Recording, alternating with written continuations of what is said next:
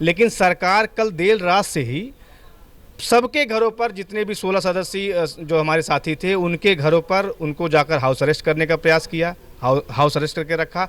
और हमारे प्रदेश कार्यालय को सुबह 7 बजे से छावनी बना दिया गया ताकि शिक्षा, रोजगार, खाद, बिजली, पानी, इस पे बहस ही ना हो पाए।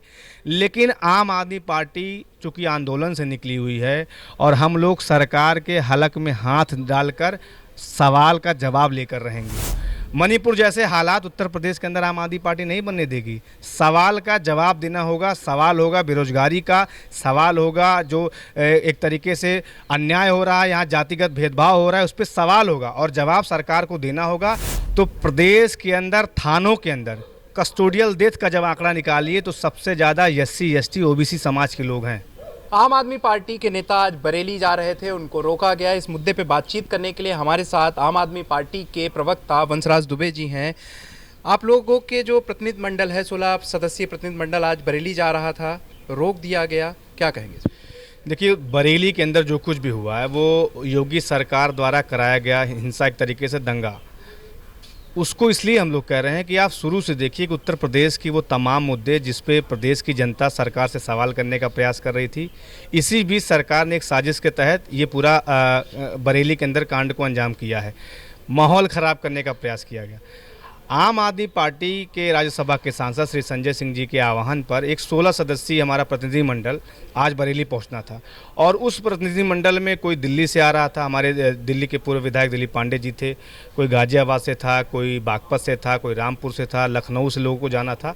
लेकिन सरकार कल देर रात से ही सबके घरों पर, जितने भी 16 सदस्यीय जो हमारे साथी थे, उनके घरों पर उनको जाकर हाउस अरेस्ट करने का प्रयास किया, हाउस अरेस्ट करके रखा। और हमारे प्रदेश कार्यालय को सुबह 7 बजे से छावनी बना दिया गया, क्योंकि यहाँ से भी नेताओं को जाना था। तो ये बेहद दुर्भाग्यपूर्ण है। मुझे लगता है कि अगर सरकार चाहती, प्रशासन चाहता, तो हमारे नेताओं को ले जाकर मिलवाता।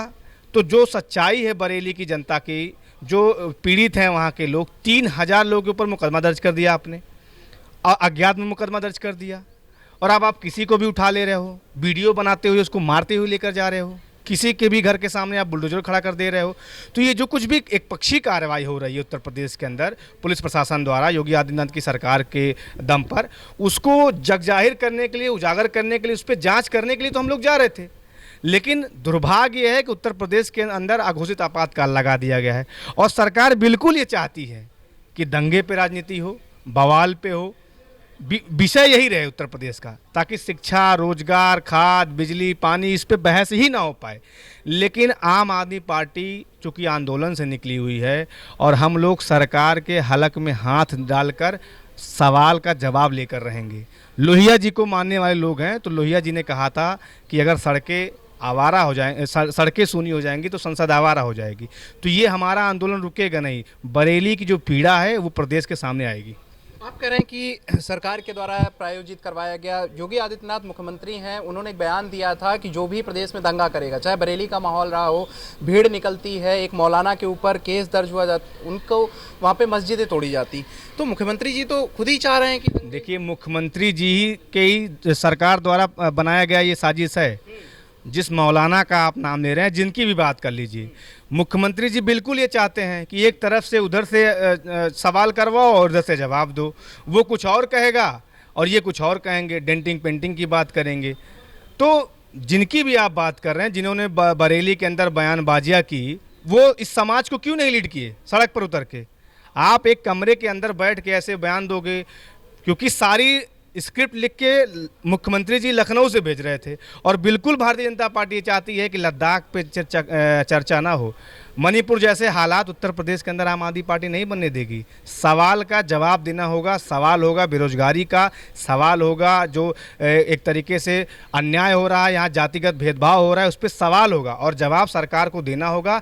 और आज हम लोग को रोका गया है। अगर ये सरकार इतनी तत्परता दिखाती तो जो उसके सही जो आरोपी हैं उनको पकड़ के अब तक जेल में डाली होती।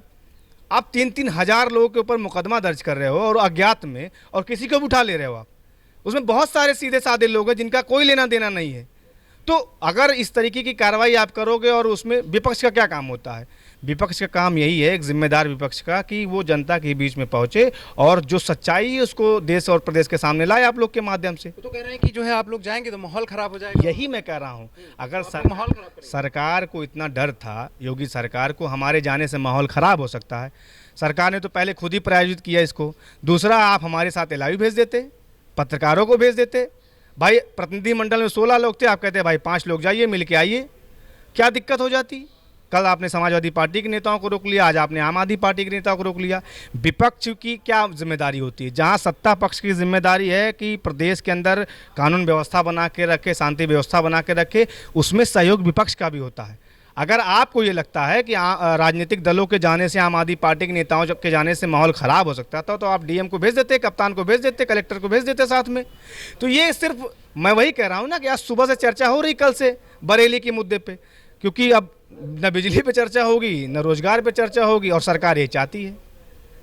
रायबरेली में एक दलित युवक की जो है पीट पीट करके हत्या कर दी गई, उस पर तमाम राजनीतिक दलों के द्वारा विरोध किया जा रहा है, उस पर आपकी पार्टी का? देखिए, उत्तर प्रदेश के अंदर 10 वर्षों का जब आप डाटा निकाल के देखेंगे तो प्रदेश के अंदर थानों के अंदर कस्टोडियल डेथ का जब आंकड़ा निकालिए तो सबसे ज़्यादा SC ST OBC समाज के लोग हैं, सबसे ज़्यादा इनकी डेथ हुई है, कस्टोडियल डेथ की। अगर 10 सालों के कार्यकाल की आप बात कर रही है तो बिल्कुल सरकार जो है, ये 3 वर्ग ऐसे हैं, SC ST OBC, जिनको चिन्हित करके इनके ऊपर कार्रवाई करने का काम करती है। रोजगार नहीं देगी, रोजगार मिलेगा तमाम सवर्ण बिरादरी के लोगों को, लेकिन इनको क्या मिलेगा? लाठियाँ मिलेंगी।